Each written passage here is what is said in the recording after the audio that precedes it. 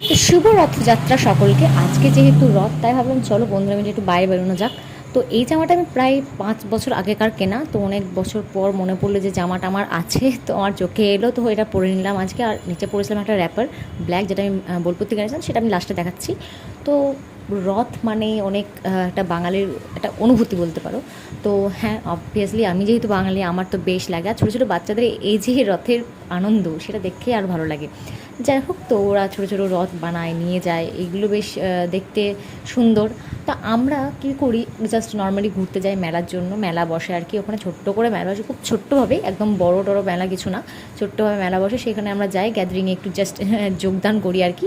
And then আমরা খাওয়া দাওয়া করে বাড়ি ফিরি, সেটাও আজই করব।